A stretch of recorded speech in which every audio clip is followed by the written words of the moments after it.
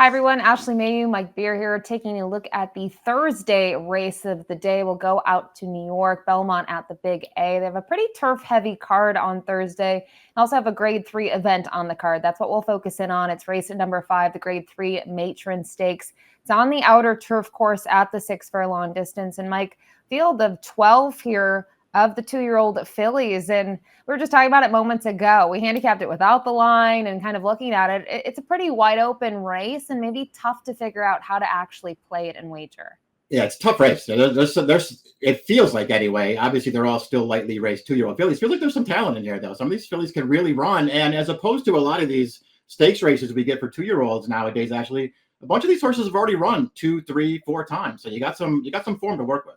You have that, and you also have a couple of horses in here that ran so well on debut that they're coming here for their second career start. We'll take a look at the Time Form US pace projection for this field, and a fast pace is to be expected. It looks like the 8 Royal Testament might be involved, as well as the 5 Final Accord. I thought this was pretty true, but it's also a little tough with some of these youngsters to really predict this and kind of to take it wholeheartedly as the source of truth. Yeah, we'll see how the pace plays out. I mean, what Final Accord the 5 has going for her is she was super handy and tactical on debut. So I don't think they're going to be out of there sending for the lead, but she'll be up close. And there's just plenty of other horses in here who are going to show speed along with the 8. The 4 should have for Wesley Ward. That horse to me is probably showing speed in this race. I think the 3 just pillared. What is it?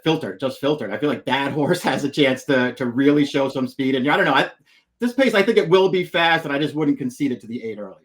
We'll kick it off here with the number 1, Oscar's Encore. This one in the Joe Sharp barn. She's an Ontario bred, a daughter of Oscar Performance, who won quite nicely on debut, is at Saratoga. And out of that 5.5 hour long sprint, Mike, they went to our favorite place, Kentucky Downs, going a mile where you don't know what you're going to get. And I really can't hold that race against her with that configuration. Really liked her debut. I don't know if it was a super strong field, but I really liked the race that she ran there. And she won it pretty convincingly, I thought. And yeah, I mean, her Kentucky Downs race was fine. I mean, she got an overall pretty good trip, but it did kind of feel like the mile maybe worked against her. I felt like she didn't really want to go that far, and cut her back to sprint here for a trainer who really knows what he's doing. Probably be a pretty good price in this race too. I could use the source. The 2, Snappy Comeback. This one has a little bit more foundation. 3 starts under her belt. She hated the dirt. And then since getting onto the Tapeta or the turf, she's been able to, blossom in both of them. 2 wins, kind of like looking at the fact that she wins a $35,000 maiden claimer at Gulfstream for a race that obviously was carded for the turf, but then goes to Kentucky Downs and no issues. And she was able to sit a little more off of it, which I thought was promising.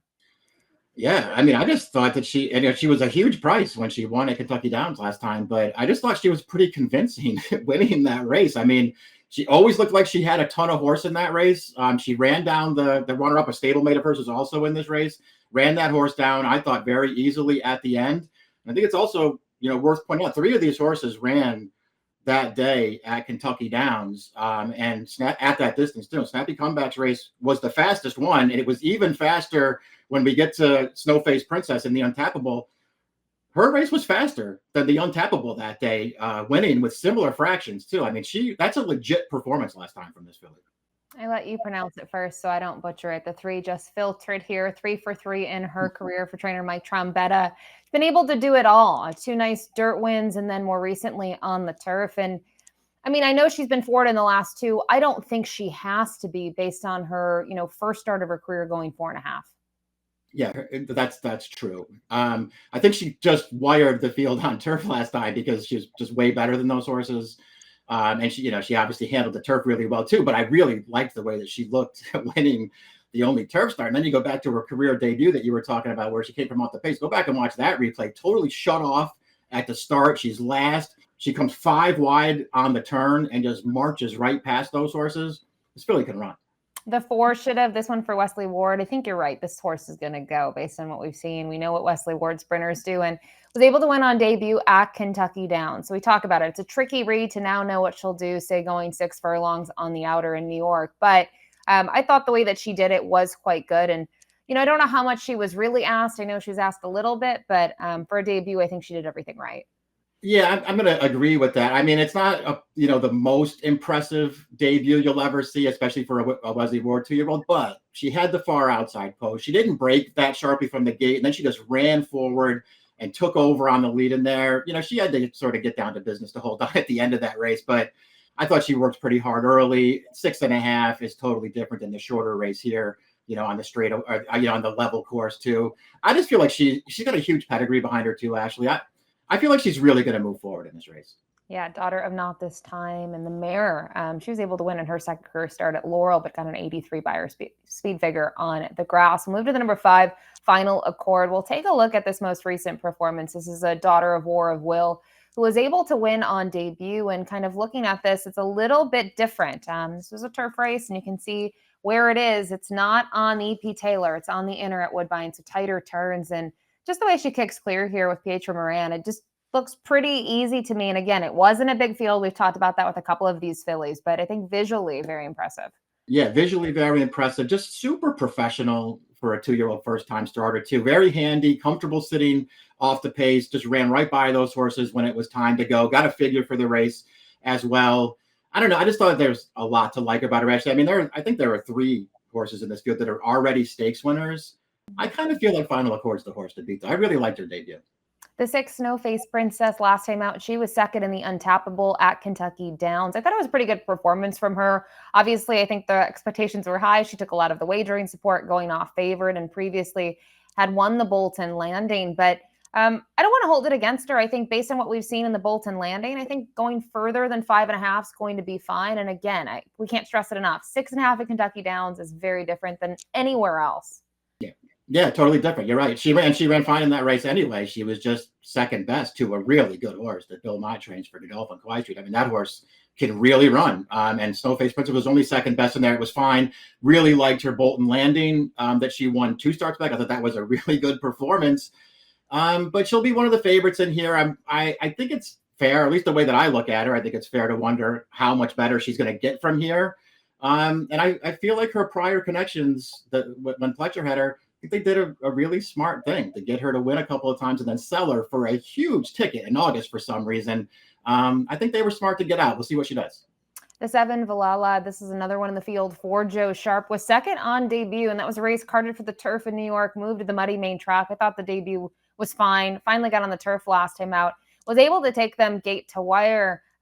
Obviously, in comparison to others, Mike, the buyer speed figure isn't as enticing, but sometimes it's tough to assess that. We talk about this with the 2-year-olds on debut. How do you assess that figure? And again, last time out at Kentucky Downs. Yeah, we'll see how much she can improve, because obviously she has to. She's the 3rd of the 3 horses that ran on September 7th at Kentucky Downs, and her race was basically a full second slower than the other 2. And that comes with the fact that she got absolutely loose on the lead. A performance like that is not going to get it done in here. We'll see if she can improve. The 8, Royal Testament, debuted in the Royal Palm Juvenile Fillies, which was won by Lenny Liu. We know the success that she's gone on to have. And since then, they've been able to regroup with this filly. And now she's 2 for 2 off the freshening. One of those was a win in the Rosies, which was against the male rivals. And I just think she was too fast for them in terms of the fractions and ended up being much the best. Yeah, her last 2 races are both really, really good. She absolutely dominated maidens going 5 furlongs at Monmouth. I thought that was a really impressive win. I guess she ran just as well last time, beating the boys. She's got speed. She's got the figures that suggest she's supposed to be really tough in here. I think this is probably a tougher race even than the last one against Colts, but she's one of the horses to beat in here. The 9, Believe in Magic, is cross-entered in a spot you can see over the weekend at Belmont at Aqueduct, but most recently tried the grass, 3rd in that first turf start, and obviously it was in the Untappable. She was a half a length behind Snowface Princess. I thought it was a decent effort. Again, it's such a tough read on how to assess her, because obviously she showed nothing on debut. She had to race on the dirt again. She actually ends up graduating on the dirt, and she only has that 1 turf run. Yeah, we'll see. She's another one. It feels like she's probably going to have to improve again, but she, at least she ran fine on the turf last time. I don't think you could watch the race back. Or at least I couldn't, and feel like she had some kind of big excuse in there. But as we already talked about, the winner of that race is really good. Snowface Princess, who's back in here, is really good. And it's not like Believe in Magic was embarrassed by them at a big price, and she'll probably be a big price again. The 10, Catalonia, very impressive maiden winner, 2 starts back, and it was a snappy time going 5 furlongs at Gulfstream. We know the turf course, though, can be a little bit on the quicker side, but No doubt about this one in there. Was able to draw clear by 6 1/4. Comes back. It's the same Beyer speed figure in a race at Kentucky Downs that we talked about, won by a snappy comeback. And I thought it was a decent effort. I just wonder if she really only has one way of going, which is going towards the front. Yeah, that's a good point that you bring up, because it feels like there's plenty of speed to her inside here. And so, maybe it's just a little bit of a tougher trip for her this time. I don't have any real knocks on her first 2 turf starts, but I don't think she did anything in either of those races that make me want to bet her back in here. And then the 11, y'all ready for this? That now in the barn of Jorge Delgado was able to win on debut. Didn't go off favored in that field of 10 at Colonial, but did get up in time to win by nose. I do think probably distance is, kind of getting a little bit more ground will be her friend, but tough to necessarily see her leaping up against this group.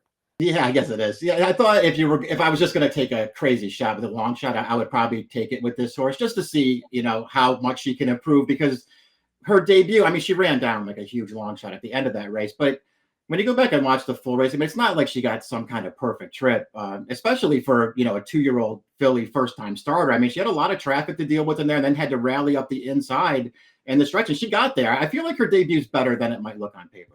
And then rounding out the field is the 12, Bella Knows. We'll take a look at her debut. She's an Ohio bred who started on the turf at Saratoga going 5 1/2, and she's going to have to rally here from off of it, and she's going to get up in time. And I will say this, run line says she hits the gate early. I don't know how bad of a hit it was, Mike. In my opinion, I've seen a lot worse. I just don't think she was all that fast early on either, which didn't help her, but it didn't matter here. She got the pace setup that she needed, a sub 45 half, and she does win pretty easy in those final jumps. She did put in a nice finish there at the end of the race for sure. And I we'll see, what it all means going forward. I can't take her in this race. I feel like that was a race that set up perfectly for her. Kind of fell apart in the late stages there, and she was able to take advantage. I'm not going to knock her because you might actually get a good price on her, but I don't like her. All right, this is the Thursday race of the day, so you can get free pass performances here for the Grade 3 Matron Stakes. We'll move over to our top picks in here, and it's a wide open field, and we both go against the outside horse. We just talked about how it was a good performance, can't use her really anywhere, and curious to see how this will pan out. You'll use the 5 Final Accord underneath my top pick. You'll go to the Wesley Ward, the number 4 Should Have. Yeah, again, I feel like the 5 might be the horse to beat in here, even facing some experienced horses. I just really liked her debut. I'm not way against her, but I just feel like Should Have. I think she ran really well first time out, and I think she has some real room to improve. I can see her taking a step forward, and she based on the figure for her debut, she might actually be a decent price in here. You can see we have some overlap, but some different horses as well. 4, 5, 3, 2 for Mike. I will go to the 5 Final Accord, who was able to win on debut up at Woodbine. I think in terms of looking at the replays that we showed, I was most impressed by that run. Visually very impressive the way that she was able to finish that race. So she is my top pick, 5, 8, 6, 2 for me. Don't forget, it is the Thursday race of the day. Free pass performances, and comment below. Let us know who you like in the Grade 3 Matron. Good luck.